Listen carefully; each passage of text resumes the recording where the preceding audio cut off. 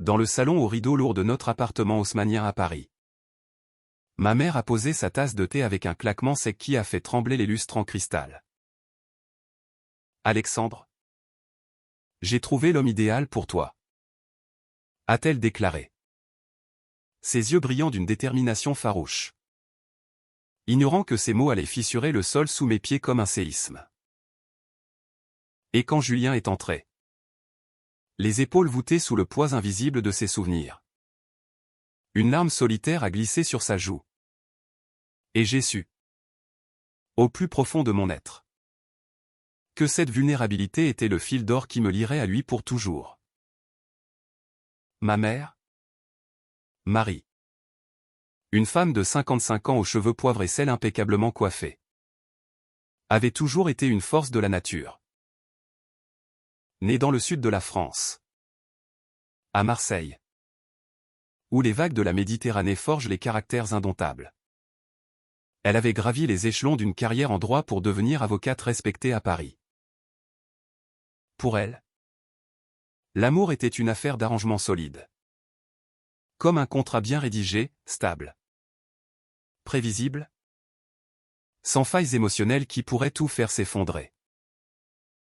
Depuis que j'avais fait mon coming out à 20 ans, elle avait oscillé entre acceptation forcée et une insistance discrète à me guider vers un avenir conventionnel. Même dans un monde où les mariages entre hommes étaient légaux depuis une décennie. Tu mérites quelqu'un de fort, mon fils, me répétait-elle souvent. Comme si ma propre force en tant qu'architecte de 28 ans, bâtissant des ponts invisibles entre passé et futur dans les quartiers bohèmes de Montmartre n'était pas assez. Ce dîner arrangé avait été ourdi lors d'une réception chez des amis communs. Des bourgeois du 16e arrondissement qui collectionnaient les introductions comme des œuvres d'art. Julien, 30 ans. Originaire de Lyon où les lumières des quais du Rhône avaient nourri son âme d'artiste peintre. Travaillait désormais comme restaurateur de toiles anciennes dans un atelier niché près du Louvre. Il était grand, avec une silhouette élancée qui trahissait des heures passées courbées sur des chevalets. Et ses yeux verts, ourlés de cils sombres, portaient une lueur de mystère. Comme si chaque regard contenait un tableau inachevé. Ma mère l'avait choisi pour sa gentillesse évidente et son pédigré, fils d'un professeur d'histoire de l'art. Il cochait toutes les cases cultivées. Stable financièrement, et ouvertement gai depuis l'adolescence. Il est parfait en tout, avait-elle insisté. Ignorant que la perfection, pour moi, n'était pas dans l'absence de fissures, mais dans leur beauté brute. Le repas s'est déroulé dans une tension palpable. L'air chargé d'odeurs de coque au vin et de fromages affinés que ma mère avait fait venir d'un affineur renommé. Nous parlions de tout et de rien, les expositions au centre Pompidou. Les manifestations pour les droits LGBTQ+, qui agitaient encore les rues de Paris malgré les avancées. Les pluies automnales qui transformaient la scène en un miroir brisé. Julien hochait la tête poliment. Son sourire timide illuminant son visage pâle. Mais je sentais sous la surface une marée montante. Puis, quand ma mère a évoqué avec une pointe de nostalgie son propre mariage avec mon père, un amour passionné mais bref. Emporté par un accident de voiture 10 ans plus tôt. Quelque chose en lui s'est effrité. Ses lèvres ont tremblé. Et sans un mot, les larmes ont coulé. Silencieuses et abondantes. Comme une pluie fine sur les vitraux d'une cathédrale gothique. J'ai figé. Mon verre de Bordeaux à mi-chemin de mes lèvres. Ma mère a pincé les siennes. Un éclair de désapprobation traversant son regard. Oh, Julien. Voyons. Ce n'est pas le moment, a-t-elle murmuré, tendant un mouchoir brodé comme si les larmes étaient une tâche à effacer. Mais Julien n'a pas essuyé son visage, il a laissé les gouttes tracer des sillons sur ses joues, ses yeux fixés sur un point invisible au-delà de la fenêtre, où les lumières de la ville scintillaient comme des étoiles captives. Pardon ? A-t-il enfin soufflé. Sa voix rauque d'émotion contenue. C'est juste. Les souvenirs. Ils reviennent parfois comme ça. Sans prévenir. Et dans ce aveu simple. J'ai vu non pas de la faiblesse, mais une humanité profonde. Une capacité à embrasser la douleur au lieu de la fuir.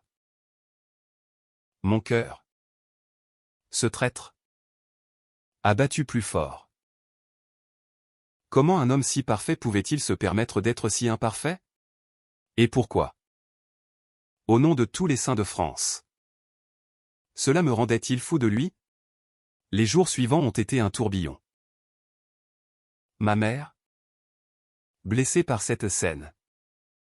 M'a sermonné, il est sensible. C'est bien. Mais les larmes ne construisent pas une vie. Alexandre. Tu as besoin de quelqu'un qui te protège. Pas qui s'effondre au premier chagrin. Ces mots, prononcés dans la cuisine au carreau de faïence provençale qu'elle avait importé de son enfance, portaient l'écho de sa propre armure, une femme qui avait enterré ses pleurs avec mon père, bâtissant un mur autour de son cœur pour survivre. Mais moi, élevé dans l'ombre de cette force stoïque, j'aspirais à autre chose. J'ai appelé Julien le lendemain, prétextant une visite à son atelier pour discuter d'un projet architectural inspiré de l'art ancien. Il a accepté. Sa voix au téléphone tremblante d'une hésitation charmante. Son atelier. Un grenier aux poutres apparentes dans le marais. Sentait la térébenthine et les rêves inachevés. Des toiles drapées jonchaient le sol. Des nus abstraits où les corps se fondaient dans des éclats de bleu et de rouge, évoquant les passions de Matisse revisitées par une âme tourmentée. Julien était là. En jean taché de peinture et chemise ouverte sur un torse pâle marqué de tatouages discrets, un verre de Rimbaud sur l'épaule gauche, j'ai embrassé l'aube d'été. Il m'a accueilli avec un sourire qui n'atteignait pas tout à fait ses yeux. Et nous avons parlé pendant des heures, de l'architecture brutaliste que j'adorais pour sa rudesse honnête. De ses restaurations sur des Rembrandts effacés par le temps. Puis, inévitablement, la conversation a dérivé vers le dîner. Je suis désolé pour ça, a-t-il dit, baissant les yeux sur ses mains tachées. Ma mère dit que c'est un défaut. Mais pour moi, c'est juste. Moi, j'ai posé ma main sur la sienne. Un geste impulsif qui a envoyé une décharge électrique le long de mon bras. Ne t'excuse pas. Les larmes. C'est de la force. Julien. C'est admettre que la vie nous touche. Qu'elle nous brise et nous reconstruit. Il a levé les yeux. Et là. Encore. Les larmes sont venues.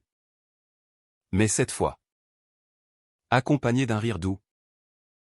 Libérateur. Nous nous sommes embrassés ce jour-là. Sous le faisceau d'une ampoule nue qui projetait nos ombres dansantes sur les murs écaillés. Ses lèvres étaient salées de pleurs et de désirs. Et dans ce baiser, j'ai goûté à une romance qui n'était pas un contrat, mais une symphonie sauvage. Notre histoire s'est tissée dans les ruelles pavées de Paris. Ces artères vivantes où l'amour fleurit comme les rosiers sur les balcons du Montparnasse. Nos premiers rendez-vous étaient des escapades volées, un pique-nique au jardin des Tuileries où Julien a pleuré de joie en voyant un couple de mariés homosexuels danser sous les marronniers, une nuit au Moulin Rouge. Non pour le spectacle clinquant, mais pour les toits de zinc qui scintillaient sous la lune. Où il m'a confié son passé, un amour perdu à 22 ans. Un ex qu'il avait quitté pour sa trop grande sensibilité, le laissant avec une plaie qui suintait encore lors des nuits solitaires. Je pleure parce que je sens tout. Alexandre.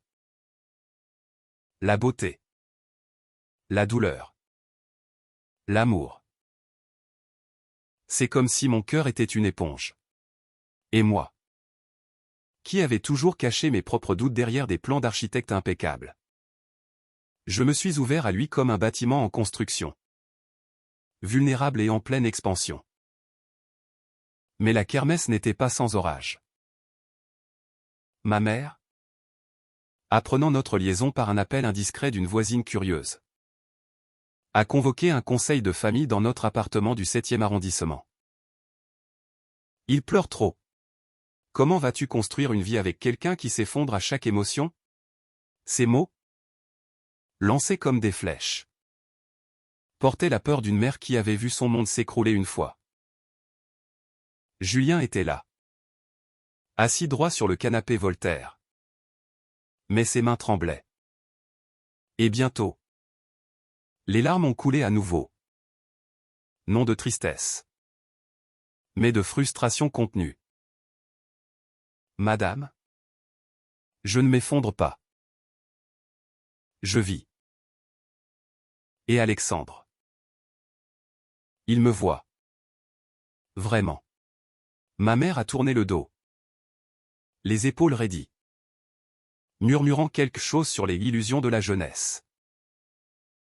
Ce soir-là, Julien et moi avons marché le long de la Seine, les lumières des ponts se reflétant dans ses yeux mouillés. Peut-être qu'elle a raison, a-t-il chuchoté, la voix brisée. Peut-être que je ne suis pas assez fort pour toi.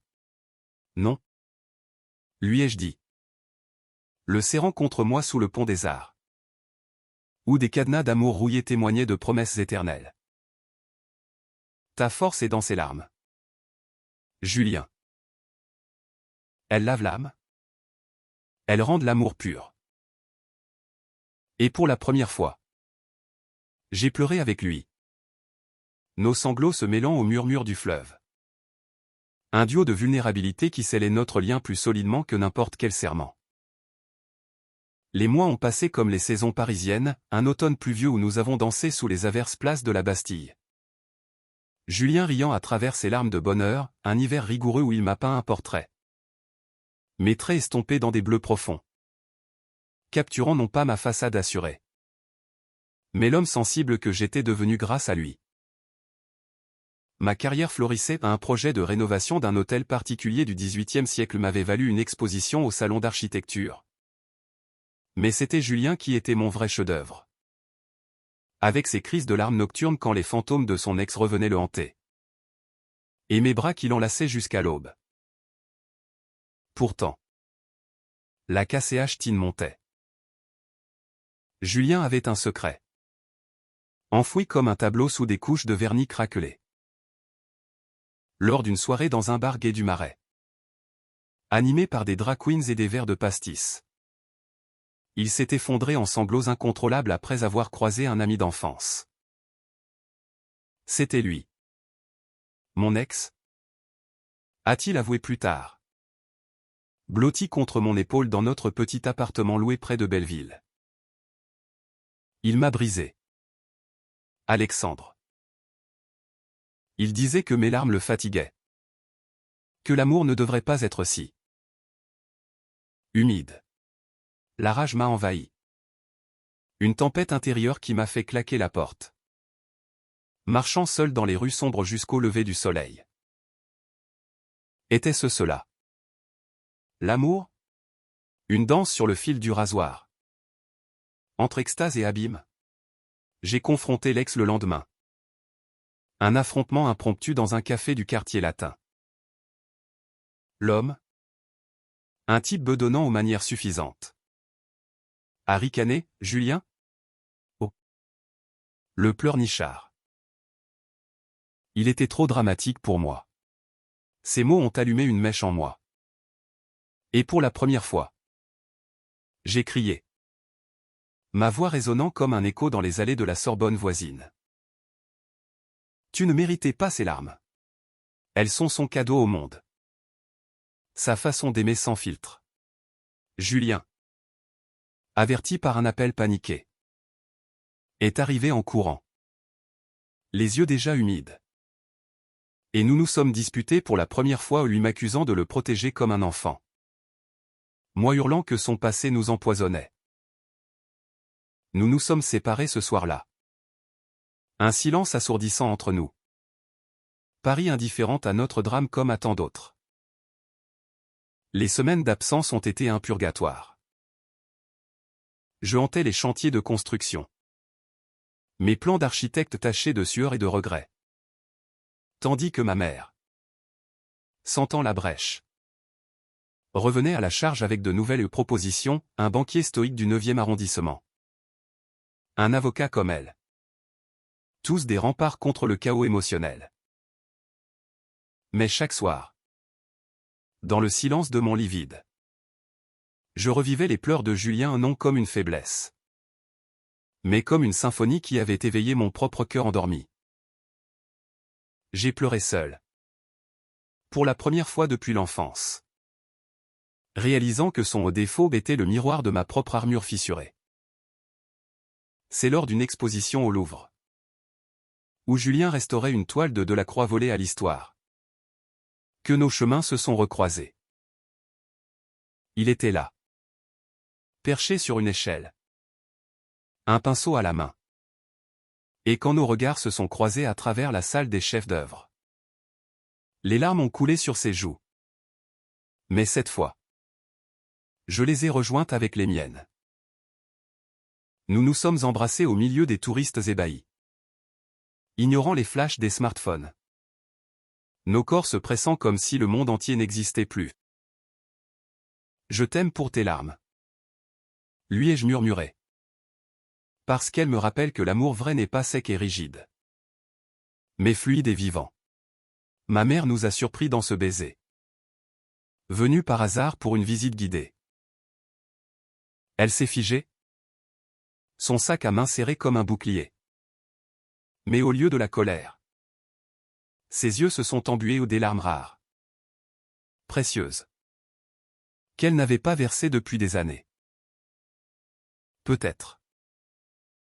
Peut-être que j'avais tort, a-t-elle soufflé, sa voix brisée par l'émotion. Nous avons parlé cette nuit-là, autour d'une table chez elle, les chandelles vacillantes illuminant nos visages marqués. Elle nous a raconté son propre regret, avoir étouffé ses pleurs après la mort de mon père, perdant une partie d'elle-même dans le processus. J'ai voulu te protéger de la douleur, Alexandre. Mais j'ai oublié que c'est elle qui nous rend humains. Le printemps est revenu sur Paris comme un amant prodigue, fleurant bon les lilas du Luxembourg et les promesses renouvelées. Julien et moi avons emménagé ensemble dans un loft rénové du canal Saint-Martin, où ces toiles côtoient mes maquettes d'architecture. Un mélange de couleurs vives et de lignes épurées. Les larmes coulent encore lors de nos disputes sur des riens. Comme le choix d'un film au cinéma Le Champeau, lors de nos joies. Comme quand il a vendu sa première toile originale à une galerie de Saint-Germain-des-Prés. Et chaque fois, elle nous rapproche, lavant les impuretés pour révéler l'or pur de notre amour. Aujourd'hui, sous un ciel azuréen, nous marchons main dans la main vers la mairie du 4e arrondissement, où un maire bienveillant nous attend pour sceller notre union. Ma mère est là, rayonnante dans une robe bleu marine. Un mouchoir à portée de main non pour Julien, mais pour elle-même. Quand nous échangeons nos vœux, sa voix chevrotante promettant d'aimer dans les larmes et les rires. Julien pleure. Bien sûr. Et moi avec lui. Et dans ses gouttes salées, je vois le sens profond de notre histoire, l'amour n'est pas la perfection froide, mais l'embrassement courageux de nos failles. Une danse humaine où les pleurs sont les pas les plus gracieux. Car au final, c'est pour ça que je l'aime, pour ces larmes qui arrosent notre jardin secret, faisant pousser des fleurs d'humanité dans le sol fertile de nos cœurs. Dans les jours qui ont suivi notre réconciliation au Louvre, Paris s'est paré d'un manteau automnal doré, les feuilles des platanes tombant comme des confettis sur les boulevards Haussmann.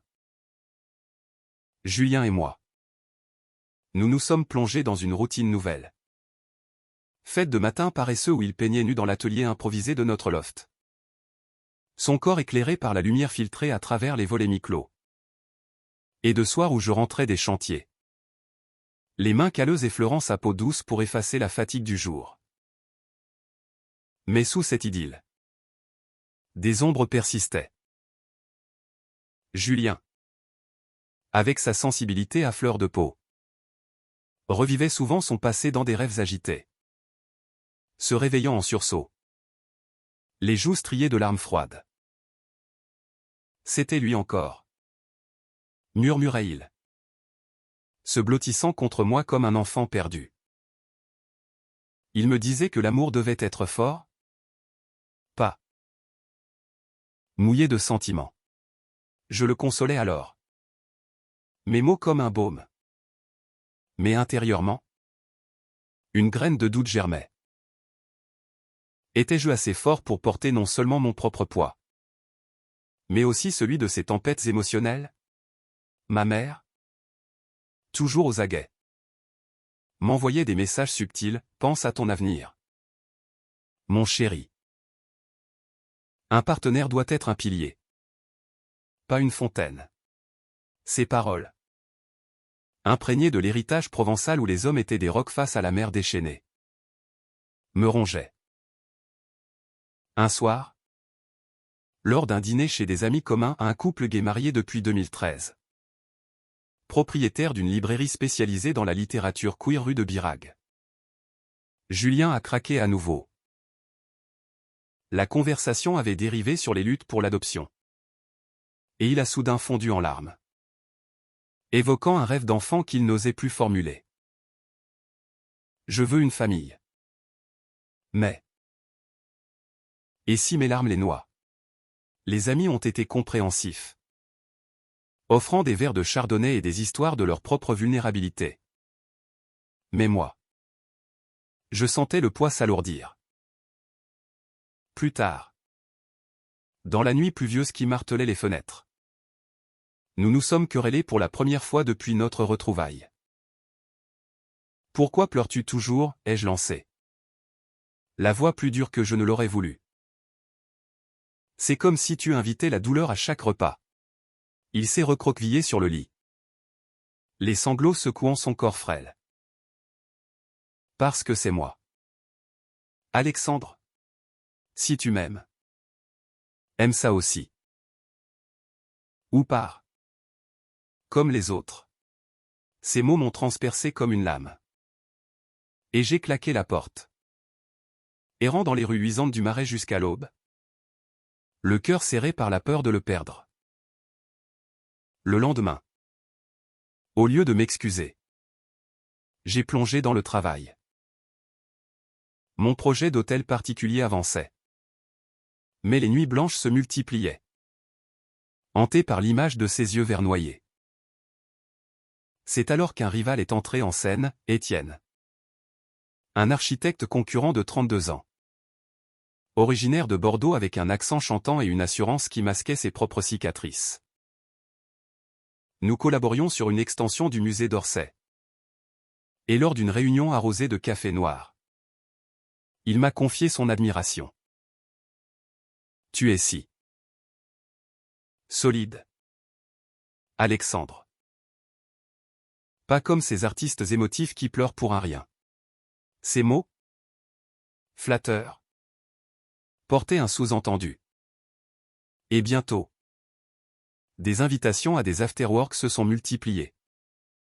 Ces regards persistants allumant une étincelle de tentation en moi. Julien l'a senti. Bien sûr. Ses larmes, cette fois, étaient acides, teintées de jalousie. Tu me regardes différemment depuis que tu le fréquentes. Est-ce que je te fatigue déjà? Nous avons passé une semaine en silence, nos repas se réduisant à des miettes. Jusqu'à ce qu'il craque lors d'une promenade au Père-Lachaise. Parmi les tombes de Proust et de Wilde. Ces poètes qui avaient aimé sans entrave. Je sais que je suis beaucoup, a-t-il avoué, s'agenouillant sur la pierre humide, les larmes mélangeant à la pluie. Mais c'est parce que je t'aime tellement que ça déborde. Je l'ai relevé, l'embrassant fougueusement sous les ifs centenaires. chassant Étienne de mon esprit comme un brouillard matinal. Tes débordements sont ma marée. Julien. Il me porte. Pourtant. La crise n'était pas finie.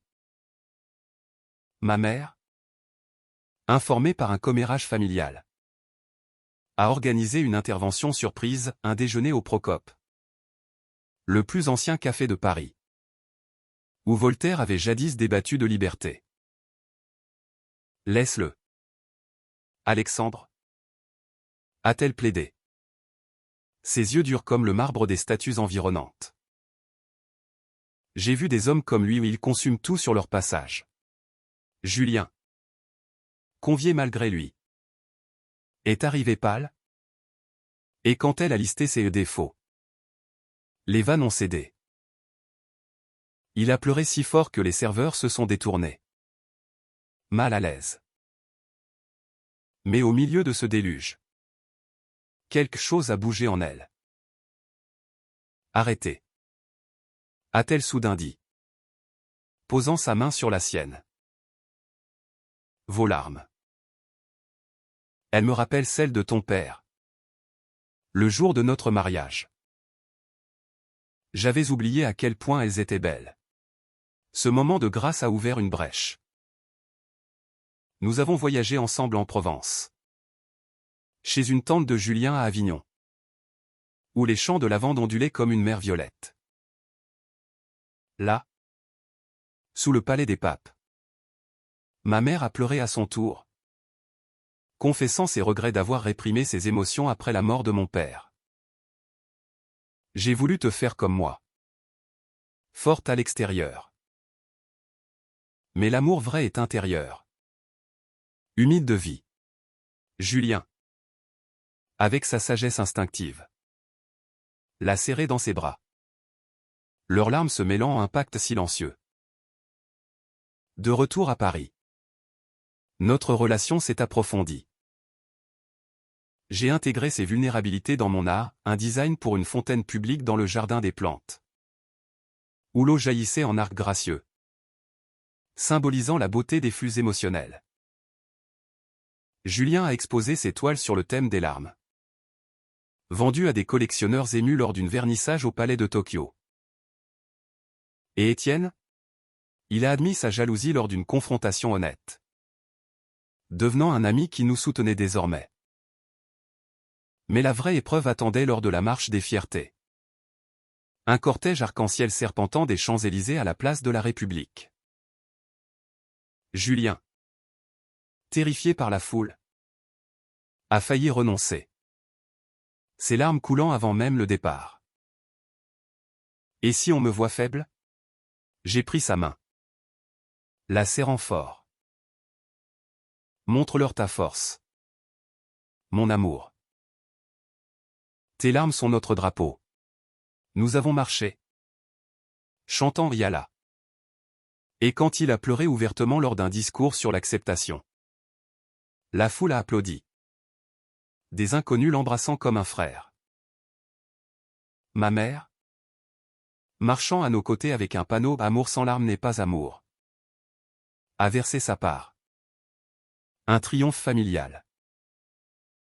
Aujourd'hui, alors que l'hiver pointe, nous planifions notre mariage. Un cérémonie intime à la mairie du Marais, suivi d'un festin de escargots et de vin de Bourgogne. Les larmes viendront. Inévitablement. Mais elles seront notre vin d'honneur, arrosant un amour qui a survécu aux tempêtes pour fleurir en éternité. L'hiver s'est abattu sur Paris comme un amant jaloux, enveloppant la ville d'un manteau de givre qui craquelait les pavés de la rue de Rivoli. Notre loft au canal Saint-Martin, avec ses fenêtres embuées et ses radiateurs qui peinaient contre le froid, devenait un cocon où Julien et moi tissions des souvenirs plus solides que la tour Eiffel elle-même. Les matins, je le trouvais souvent assis par terre, entouré de tubes de peinture figés, esquissant des portraits de nous deux où les larmes se transformaient en perles luminescentes. C'est toi qui m'inspires ça, disait-il. Ses yeux verts pétillants malgré les cernes. Tes mots, ta patience. Ils font de mes faiblesses des forces. Mais la vie, cette coquette imprévisible, n'allait pas nous laisser en paix. Mon projet alors avançait. Mais avec lui venaient des deadlines impitoyables. Des nuits blanches où je rentrais à l'aube, sentant à peine le baiser de Julien sur ma tempe. Il supportait. Bien sûr. Avec sa résilience cachée sous les pleurs. Mais un soir, après une présentation ratée devant le conseil d'administration où Étienne, redevenu allié, avait défendu mon design avec ferveur. Je suis rentré brisé. J'échoue partout. Ai-je grogné? Jetant mon portfolio sur le sol.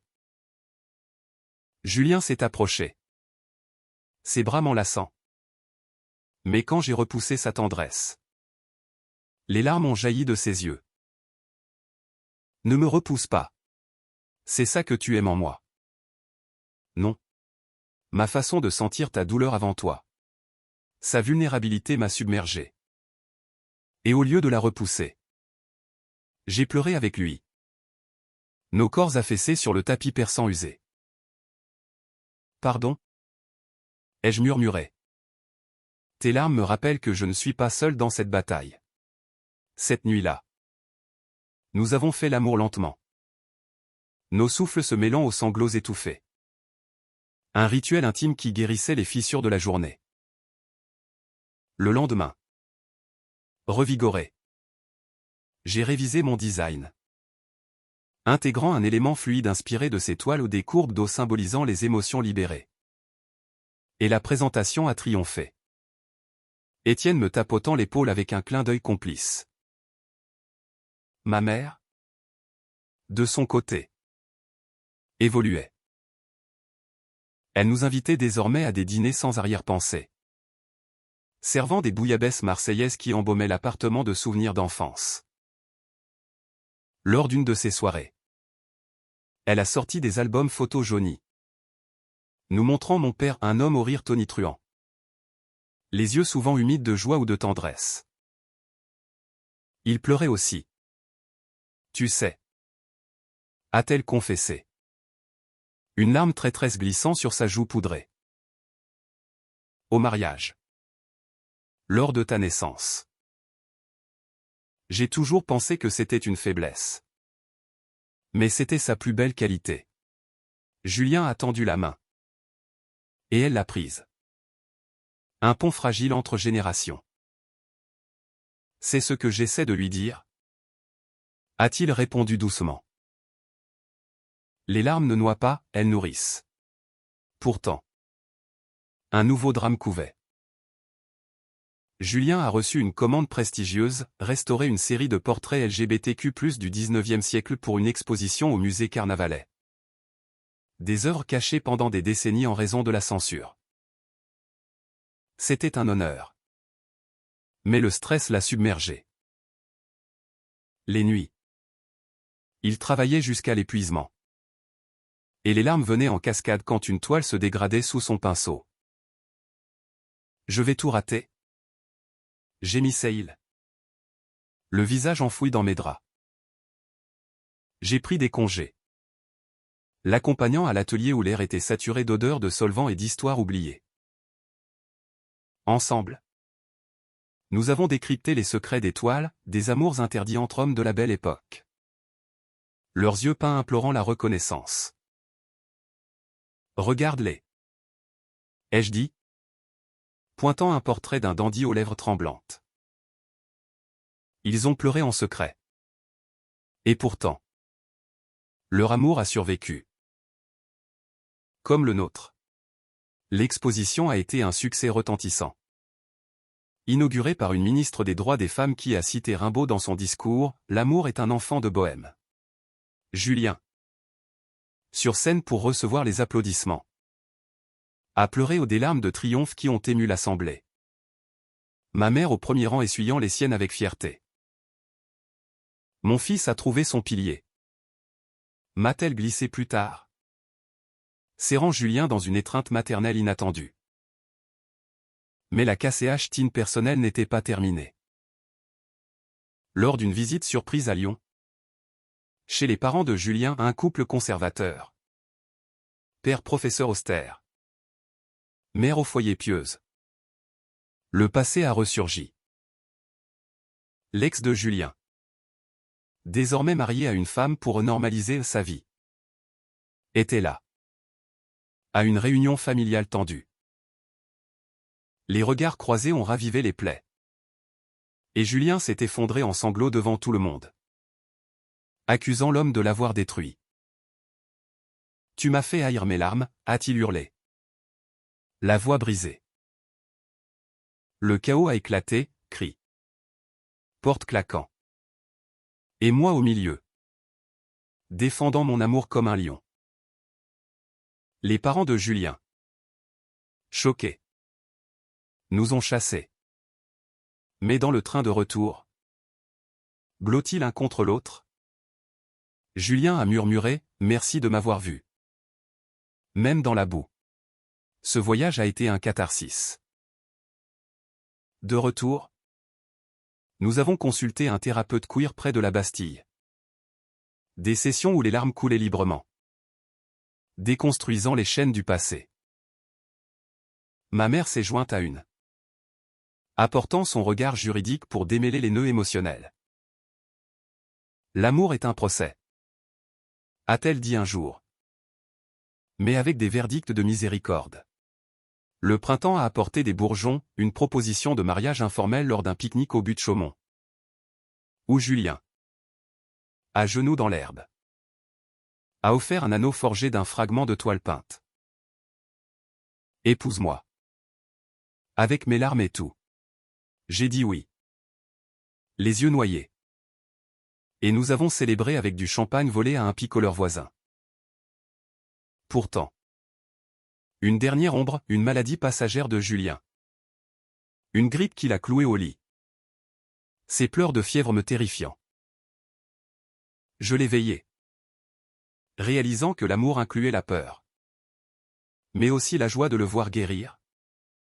Plus fort. Tes soins sont mes meilleurs remèdes. A-t-il dit. Faible mais souriant. Maintenant. Avec l'été qui pointe. Notre mariage approche. Un jour de lumière où Paris sera notre témoin.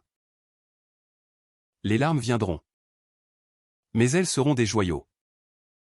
Couronnant un amour qui a transformé la vulnérabilité en victoire. L'été 2025 a enveloppé Paris d'une chaleur languide. Transformant les terrasses des cafés en scènes de flirt et de confidence.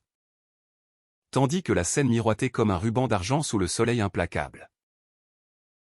Notre préparation au mariage était un ballet joyeux, choix de costumes sur mesure chez un tailleur du faubourg Saint-Honoré. Où le tissu gris perle de Julien soulignait sa silhouette élancée, dégustation de gâteaux au la durée. Où ses larmes de rire ont salé le macaron à la rose que nous avons élu.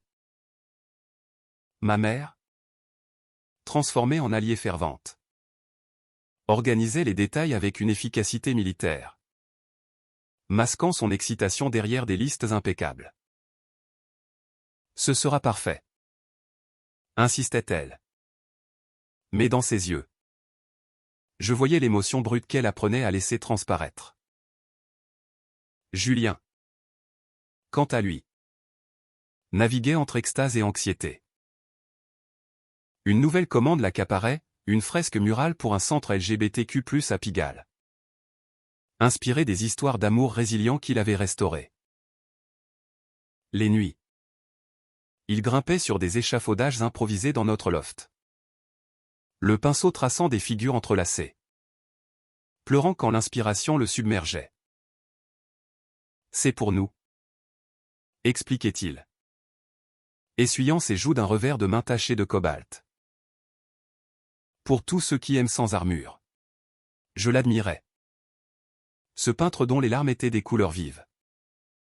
Mais une peur sournoise me rongeait, et si le mariage, ce rituel social, ne faisait que cristalliser ses doutes? La première alerte est venue lors d'une répétition informelle chez des amis. Dans un appartement haussmannien du 8e. avec vue sur l'Arc de Triomphe. Nous avions invité un petit cercle, Étienne et son partenaire. Un graphiste espiègle, la tante d'Avignon de Julien. Une veuve excentrique au collier de perles provençaux, et ma mère. Nerveuse dans une robe pastel. Les vœux simulés ont commencé bien, je promets de t'aimer dans la joie et la peine. Ai-je récité? La voix ferme. Mais quand Julien a pris la parole, sa voix a chevroté, je promets de partager mes larmes et de ne pas te noyer dedans. Les mots sincères ont libéré le flot des sanglots profonds qui ont figé l'assemblée. La tante a applaudi. C'est beau, mon neveu. Mais ma mère a pâli, murmurant, pas maintenant. Le malaise a persisté. Et plus tard, seul avec moi, Julien s'est effondré. Il me juge encore. Même toi. Parfois. Je le vois dans tes yeux. Sa accusation m'a frappé comme un coup de vent mistral. Nous avons discuté jusqu'au petit matin. Nos voix montant en crescendo dans la chaleur étouffante. Jusqu'à ce que je craque à mon tour. Avouons mes peurs, j'ai peur que tes larmes deviennent notre prison. Que l'amour se noie dans l'océan de ta douleur. Il m'a regardé. Blessé. Et pour la première fois. Il n'a pas pleuré, ses yeux secs comme le désert. Une armure que je ne lui connaissais pas. Peut-être que tu as raison. Peut-être que je suis trop pour ce monde. Cette sécheresse m'a terrifié plus que n'importe quel déluge. Les jours suivants ont été un vide glacial, il dormait sur le canapé. Peignant en silence d'étoiles sombres. Des abysses bleus sans lumière. J'ai erré dans Paris. Consultant les statues muettes du jardin du Luxembourg. Cherchant des réponses dans les livres de philosophie queer à la librairie de nos amis. C'est là que j'ai trouvé un recueil de poèmes d'un auteur français contemporain. Écrivant sur l'amour comme une rivière, les larmes ne sont pas des chaînes, mais des ponts vers l'autre rive. Inspiré. J'ai organisé une surprise, un voyage impromptu à la Côte d'Azur. Là où ma mère avait grandi. Pour un reset avant le mariage. Le train TGV nous a emportés à travers les paysages vallonnés. Julien silencieux contre la vitre. Son profil sculpté par la lumière changeante. À Nice, nous avons marché sur la promenade des Anglais. La mer Méditerranée turquoise léchant nos pieds nus. Souviens-toi pourquoi nous sommes là. Ai-je dit? M'arrêtant près d'un banc où des amoureux gravés témoignaient d'éternité passée. Il a hoché la tête. Mais les larmes refusaient de venir. Comme si son âme s'était tarie. Le soir, lors d'un dîner de soca croustillante dans un bistrot niçois. Ma mère nous a rejoints, elle avait insisté pour sauver la situation. Autour de la table, sous les guirlandes lumineuses. Elle a pris la parole, Julien. Quand j'étais jeune, j'ai appris à sécher mes larmes après la mort de ton grand-père. Mais voir Alexandre avec toi m'a fait comprendre que les retenir est pire que les verser. Pleure. Mon garçon. C'est ta signature. Ces mots, prononcés avec une tendresse inédite, ont brisé la digue. Julien a pleuré. Un torrent libérateur qui a mouillé la nappe à carreaux. Et je l'ai rejoint. Nos mains liées sous la table. La mer a versé les siennes. Un trio d'émotions qui a scellé une alliance profonde. Le lendemain, nous avons visité Èze. Village perché aux ruelles fleuries. Où Julien a peint une esquisse de nous trois. Larmes incluses. Sous un olivier millénaire. C'est notre famille. A-t-il dit? La voix rauque mais apaisée. De retour à Paris. Revigoré. Nous avons finalisé les vœux, des promesses honnêtes. incluant J'aimerais tes tempêtes comme tes soleils. L'exposition de sa fresque a coïncidé avec la répétition finale. Un événement public où des activistes queer ont applaudi ses larmes lors du discours d'ouverture. Ces peintures pleurent pour ceux qui ne peuvent pas, a-t-il déclaré. Et la foule a répondu par des vivas, transformant sa vulnérabilité en étendard. Le jour J approche. Et avec lui, une sérénité nouvelle. Hier, lors d'une promenade au bois de Boulogne, Julien a pleuré de joie en voyant un arc-en-ciel post-orage. Et j'ai su que nos larmes étaient non pas un fardeau, mais le fil d'argent de notre tapisserie commune. Le jour du mariage est arrivé sous un ciel d'azur impitoyable. Paris étincelant comme une mariée elle-même. Les fontaines de la place Vendôme cascadant en liesse. La mairie du Marais, avec ses colonnes néoclassiques et ses drapeaux arc-en-ciel flottant fièrement. Bourdonnés d'une énergie palpable, nos amis en costume coloré. La tente d'Avignon distribuant des dragées provençales. Étienne ajustant sa cravate avec un sourire complice. Ma mère, radieuse dans un ensemble crème, serrait un bouquet de lys comme un talisman. Ses yeux trahissant une émotion qu'elle ne cachait plus. Julien et moi. Nous nous sommes préparés séparément. Un rituel pour accentuer l'anticipation. Dans une chambre d'hôtel près de l'hôtel de ville. Je me suis regardé dans le miroir. Le costume taillé sur mesure épousant mes épaules. Mais c'est mon reflet intérieur qui m'inquiétait, étais-je prêt pour cette étape? Avec toutes ces promesses et ces pièges potentiels? Un appel de lui a rompu le silence, je pleure déjà. Alexandre.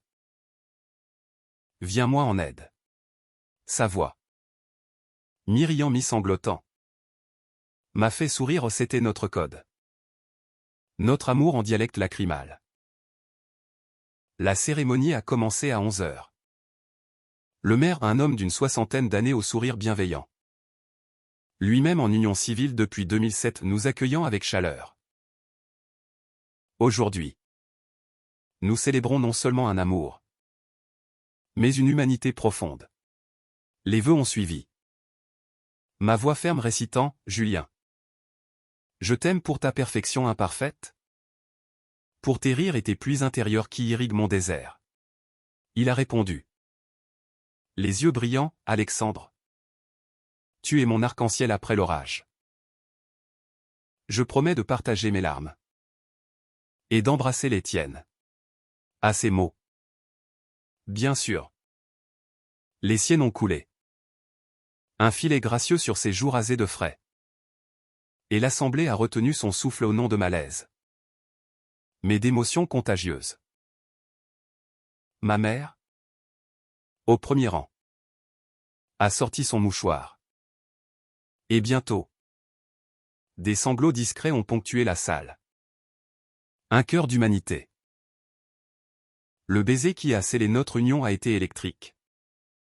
Nos lèvres se trouvant sous les applaudissements tonitruants.